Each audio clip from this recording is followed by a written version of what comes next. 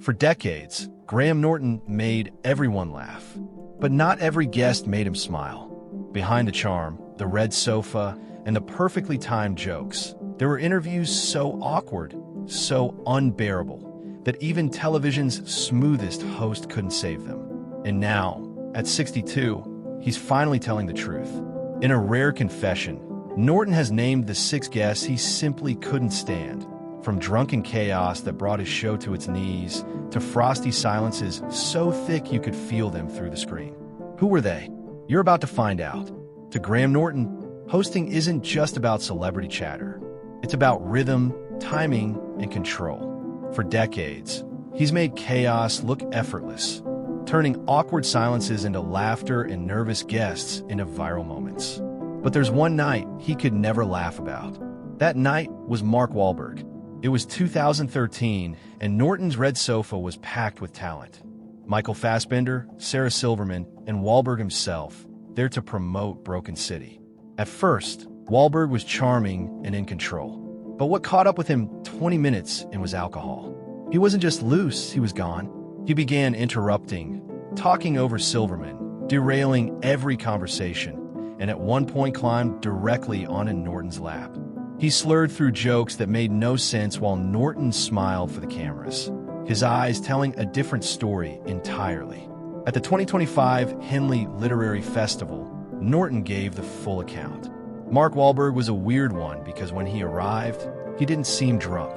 And then 15 minutes in, whatever was in his system really took hold. And it was hell. He recalled the worst moment with weary precision. Fassbender was finally getting through a great anecdote. I looked over at Mark Wahlberg, and he was asleep. Clips went viral. Half the internet called it chaotic comedy gold. The other half called it painful to watch. Wahlberg later laughed it off.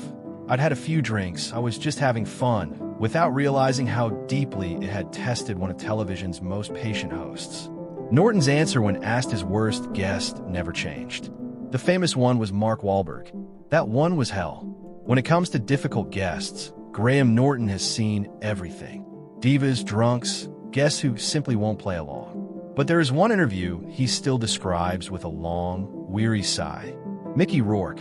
It was supposed to be a headline-grabbing appearance. Rourke, the once rebellious heartthrob turned Oscar-nominated comeback story, was booked to bring grit and unpredictability to the show. Instead, what Norton later called a nightmare unfolded in real time.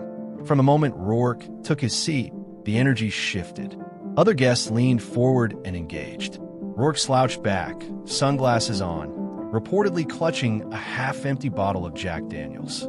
Norton told the New Zealand Herald, "Mickey Rourke, he was just exhausting. He wanted to smoke all the time. I'd turn away for a second, turn back, and he'd lit another cigarette. It was so boring. You feel like a teacher taking children on a school trip, not a chat show host." Rourke's answers came in clipped, mumbled fragments.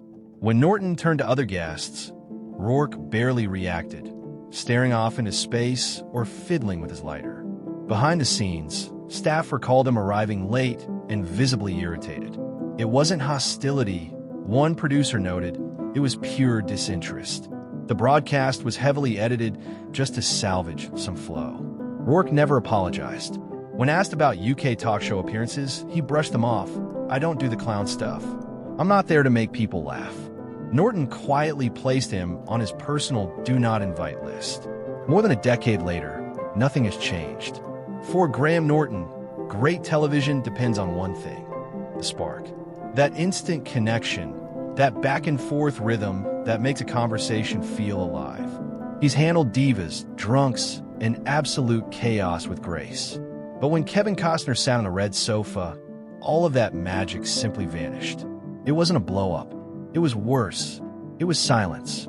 Costner, the stoic star of The Bodyguard and Dances with Wolves, met Norton's quick wit with blank stares and clipped replies. Norton later told The Express what that felt like in real time. "I asked him a question, and he looks at me like, 'Jesus, do I have to talk to this man?'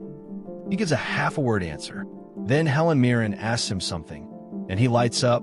Costner wasn't rude. He was simply unreachable. Every joke Norton attempted died midair. His calm, serious energy clashed completely with the show's lively rhythm. crew members noticed the audience beginning to slip away, that quiet, uncomfortable feeling when a room loses its energy and nobody quite knows how to get it back. Norton later reflected on it plainly. Some people just aren't made for this format. They don't get it, and that's fine, but it can make for a very long show. Costner, to his credit, never fired back. He's hinted in interviews at his discomfort with the talk show format. Sometimes it feels like you're not there to talk. You're there to perform. I'd rather just have a real conversation. To Norton, that entirely missed the point. Laughter was the connection. Without it, there was nothing. There was no public feud and no insults exchanged. Just a quiet mutual understanding that this would never work. Norton never invited him back. When asked years later to name a difficult guest, his answer was brief and telling. Kevin Costner. Lovely man, I'm sure. Just not my kind of evening. When Robert De Niro agreed to appear on the Graham Norton Show, it sounded like a dream booking. A Hollywood legend. An acting titan. A living embodiment of cinematic greatness. But what should have been a career highlight interview turned into one of the longest half hours of Norton's professional life. The audience buzzed with anticipation, waiting for the Oscar winner to crack a joke or drop a story from the sets of Taxi Driver or Goodfellas. Instead, what they got was silence. Short, cautious answers. Long pauses. A faint smile that never reached his eyes. Norton tried everything. Teasing questions, light banter, self-deprecation. Nothing worked. At one point, he leaned toward De Niro on air and said, "This is hard work, Robert." The audience laughed, nervous laughter, the kind that breaks tension rather than celebrates it. At the Cheltenham Literature Festival, Norton finally gave his verdict. He's not a storyteller. He's not very verbal. He's a benign presence. He recalled one excruciating moment when De Niro began what sounded like a fascinating anecdote. We were all leaning in, willing it to be amazing. And then he just went, "Why am I telling this?" Nobody had an answer. We cut it. It wasn't anger that lingered. It was exhaustion.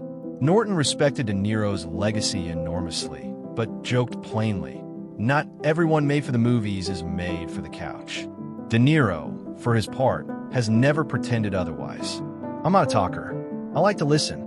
Two men on completely different frequencies, and no amount of charm could bridge the gap. For Graham Norton, silence is the enemy. His entire craft depends on rhythm, lightning fast wit, infectious laughter, perfect timing. But on one unforgettable night, that rhythm died the moment Daryl Hannah walked onto his stage. Unlike the drunken or disruptive guests Norton had weathered before, Hannah wasn't chaotic. She was something far more difficult. She was absent. From the second she sat down, she seemed detached, answering questions with one-word replies, her gaze fixed somewhere far beyond the cameras. Norton, who could coax even the most reluctant stars into laughter, found himself sinking into an ocean of silence. It was excruciating, he later admitted. I'd ask something, anything, and she'd just stare or say and stop. It felt like she'd been dragged there against her will. His charm failed him. His wit failed him.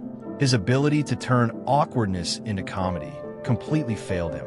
Viewers described the energy as painfully still. The audience held their breath, unsure whether something was wrong or whether this was simply as good as it was going to get. Behind the scenes, production staff revealed that Hannah had arrived tense and withdrawn, saying almost nothing before filming began. It wasn't diva behavior, one crew member said. She just didn't want to be there. It was like interviewing a ghost. Norton pushed on professionally, filling silences with anecdotes and smiling through long, hollow pauses. You start thinking, is it me? Did I say something wrong? He confessed at a live Q&A years later. But no, it was just nothing. She gave you nothing. Hannah has since hinted at her discomfort with the performative nature of talk shows. They're not really conversations, she told The Independent. You're supposed to be funny or charming on cue. That's never been me. To her, the awkwardness wasn't defiance, it was honesty. She simply didn't want to pretend. For Norton, that reasoning didn't make the experience any less painful. He's joked more than once that the Daryl Hannah interview aged him a full decade. When asked about his most difficult guests, her name comes up quickly and without hesitation. Oh, Daryl Hannah. He'll say, shaking his head slowly. Lovely actress. But that night, torture. Of all the guests to ever sit on Graham Norton's famous red sofa, none left a darker impression than Harvey Weinstein. And it wasn't the usual kind of disaster. No drunken chaos. No awkward silences. It was something colder, heavier, and in hindsight, far more disturbing. When Weinstein appeared on the show, he was still Hollywood's most powerful kingmaker, a producer whose name could greenlight films, launch careers, and fill Oscar ballots. Everyone in the studio knew it. Everyone felt it. From the moment he walked in, the air changed. Weinstein carried himself not as a guest, but as a man who owned the room. He interrupted, redirected, and dominated. Instead of joining the easy rhythm of Norton's banter, he bulldozed through it, steering every topic toward his own success stories. Even the other guests sat back, visibly uncomfortable, as Weinstein hijacked the entire conversation. Norton, famous for his grace under pressure, tried to steer things back toward humor. It was like trying to charm a wall of ego. The unease of that night, Norton later admitted, never really left him. I had no idea at the time, he told an audience at the Cheltenham Literary Festival. But looking back, it all makes sense now.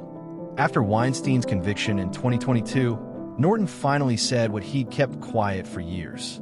I often talk around who my least favorite guest was, but someone reminded me. I have a really good answer to this now. It's Harvey Weinstein. He's in jail, so he gets the prize for the worst guest ever. But the truth ran even deeper. Before that appearance, Weinstein had actually forced his way onto the show. He wasn't invited, Norton revealed. He emailed my team himself, insisting he be booked. I just had to turn to my booker and say, "Can you please deal with this?" At the time, Norton had brushed it off as producer arrogance, the mark of a man used to getting exactly what he wanted. I thought, well, that's what makes you a good producer, he said. But of course, now that we know what we know, that's what makes you a predator. There was no reconciliation, no apology needed. When asked again in 2024, after Weinstein's conviction was overturned for retrial, Norton didn't miss a beat.